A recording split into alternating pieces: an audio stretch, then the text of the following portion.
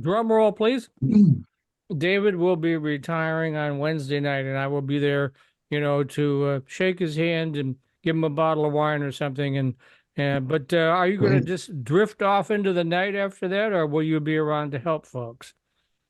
Well, I'm going to be shutting down the CitySide email account pretty soon, so I'll be doing my personal consulting email address in the future because I am still having some startup companies sometimes get their stuff ready for presenting and connecting with investor groups that I know that might be of interest, but not acting as CitySide any longer. Okie doke.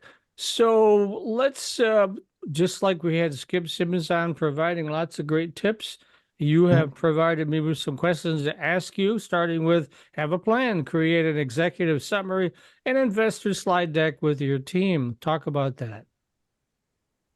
Yeah, I find some companies put together a slide deck, and it's great about talking about what the product or service is. Um, and the problem with slide decks is if you send that to an investor and you don't have a lot of the topics covered, it's not really a good first impression. And in my own personal opinion, I think you should develop an executive summary where you talk about the market, the need, size of the market, the team, any IP, um, your sales and marketing strategy, your performa, and your exit. All those things, if you put them into an executive summary, you think through and have a narrative, and then you can look at your slide deck and see if it matches. A lot of times, those things are skipped. So you really need to, even if people don't ask for an executive summary, I think you need to do it for yourself and share it with your team. Make sure you're on the same page and you understand where you plan on going. Because a lot of times, send somebody a slide deck on its own leaves a lot of holes and it really doesn't make the first good impression on people. So I suggest getting them together first and then making sure your team's on board with what your plan is.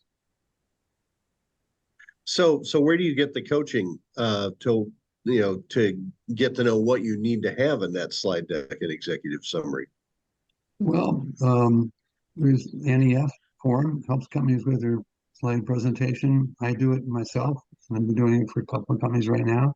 But you need to find somebody that's been in the space for a long time, is experienced at it, and some of the angel groups around the state. Diane and folks have people that can help mentor these companies and have them put that together and make sure it's funding worthy in the information that they have. We all get into a deal with the idea of getting out. A lot of people forget the out part. They say how great the sales are, but they don't think about how we're going to make our money back. So I really want to know what that is and the projected timing when you think that's a reality. And list companies to be a potential acquisition company. So they're not made up, that you've already got some experience to know those companies what purchases of your services or products that you have in mind already have experience in the marketplace doing that. All right, well, we get to that thorny subject of money. So calculate how much funding you will need to be in the market and to break even. Let's talk a little bit about that. Yeah, the investors want to understand, um, as Skip said, your cash flow. And when you're putting together your business plan, a lot of people don't go to the detail of looking at what the manpower needs are, or trade shows, or advertising, or other things they want to do that all add to this expense line. And they just think, well, we're going to bring this money in, we're going to have our salaries, and we're off and running. Well, there's a lot of ancillary important expenses that are part of that. And you need to understand what timing when those are. There might be nothing other than payroll for the first 6 months, and all of a sudden you got a bunch of other things you need to support. And if you burn through, 2/3 of the money you had in that first 6 months, you're going to find out you're going to have trouble at the end. You want to raise more money to do what you need to do for the next 6 to 12 months. And the investors have seen you blow through that so fast, they're not really impressed with giving you more money when you don't manage it well. So you need to understand what your cash needs are. I would do it. I would do actually helping your company now put together a spreadsheet. Tell me what your sales are by month and what your burn rate and expenses are for every month, and then look and see what you plan on raising to see if they come close to each other. You don't want to run out of cash, and everybody will need, in most cases, a second round. hardly any company gets one round and off and running with revenue already. Um, so it's important you understand what your cash flow needs are and the amount of money you need to raise is more than enough. We'd like to see, ideally, when investors put money in the company, they'd like to see it be 12 to 18 months, running time with the company, not a 6 month lead out again, you know. So take a look at that. All right, so let's talk for a little bit about the people who will help you with your industry in your industry. Talk a little bit about the fine art of selecting and working with an advisory board, if you would. I think we've seen a lot of companies come to us at Birmingham Angels, and with the fund, I'm sure Skip and Diane as well, they have a good founding partner. We will not invest in a company unless they have at least one full-time person in the company that's left their job from doing this and has to make it succeed because their life depends on it, so to speak.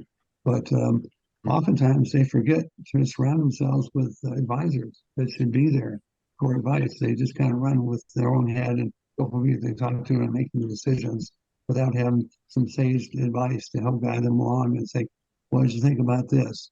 Well, gee, we were thinking about maybe becoming a C Corp right away. Well, why would you do that?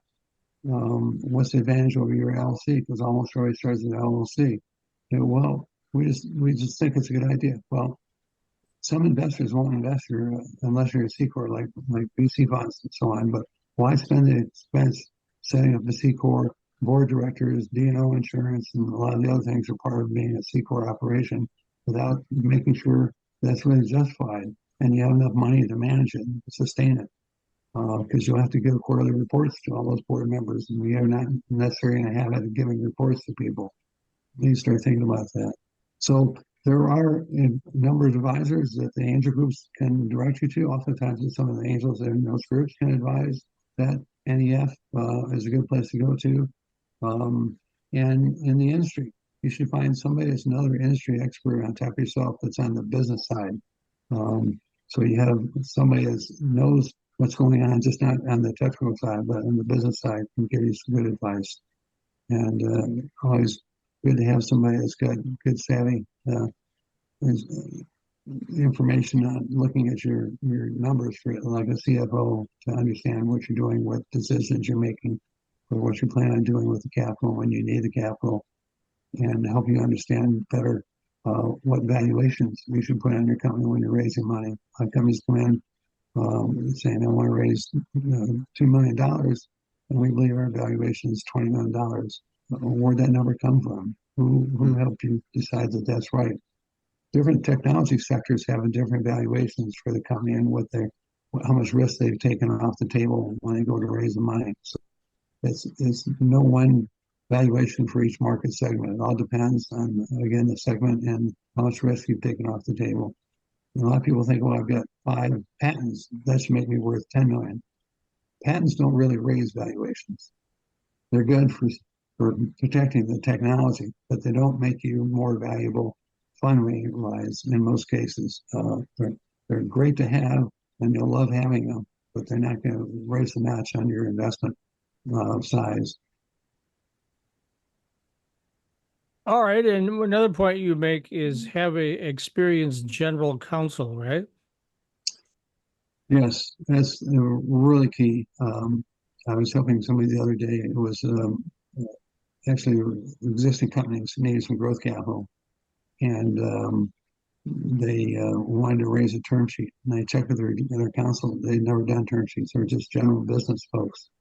So I connected with Matt Bauer at Barnum, who's a sponsor for us at CitySide Ventures, who's statewide, well known in this space, along with some other folks. And we knocked out a term sheet the same day for them. And now they have to get a subscription agreement ready.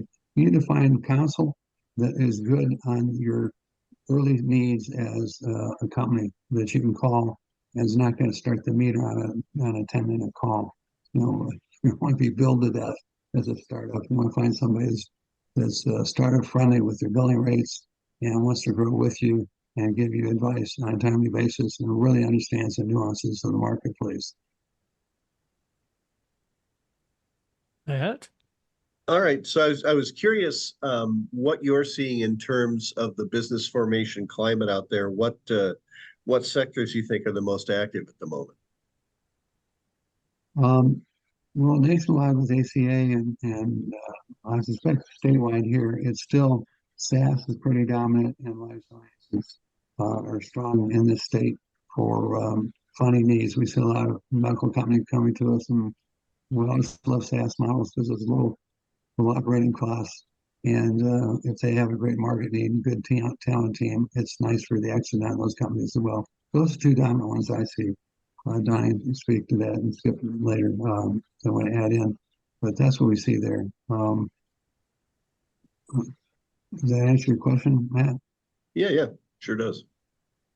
All right. And before we let you go, I want to wish you well in retirement. I'm sure you'll still stay active, right? Yeah. If anyone needs me, it's D Weaver at AIMATech.com, AIMATTECH.com. I'll be glad to try and direct them to somebody if I can't help them. But I'm glad to see so many angel groups around the state. I started the first group in the state in 2000. So I think it's time to hang up my hat. It's been a long road. A long But road indeed, yes. Hey, Mike. Hey, Mike, if I can, I just want to say thank you, David, for everything you did. I first met David in 2000, and that's when he was trying to get folks interested in becoming angel investors. And he's been plugging away ever since and done a lot for, raising the awareness of what this asset class of angel investing is all about and educating folks. So thank you, David, and good luck. thank you, Sid. Appreciate Keep in it. touch. All right, I will. Well, Diane, since you're up next, do you have anything you want to say to David before we let him go? You have to, Oh, yes, I want to thank David too. You've done a great job keeping people aware of angel investment opportunities. I think I first met you when I was at the Ann Arbor IT Zone, which was probably like somewhere around 2005. And probably. you were already doing Great Lakes Angels and really moving things forward. So it's been wonderful seeing you again after I returned from North Carolina and knowing that you just kept going and growing your opportunities and membership. And thank you for all that hard work. It's been a nice long road. Thank you very much. I appreciate it. And we love with Grand Rapids Group is put together statewide for the investment class as well to get more people funded, keep them in Michigan, build jobs. That's what the state wants. That's what we're trying to do. Absolutely. All right, Matthew. Okay. David Weaver, thank you so much for all that you've done over the years. I think I might even go back to my Cranes days, but certainly the Great Lakes IT Report days of working with you on a variety of angel investment groups and projects. And you've really done a lot for this state and got a lot of businesses off the ground. So thank you for that too. David Weaver, venture capital expert, who is he's retiring this week, but will still be with us, I'm sure, from time to time.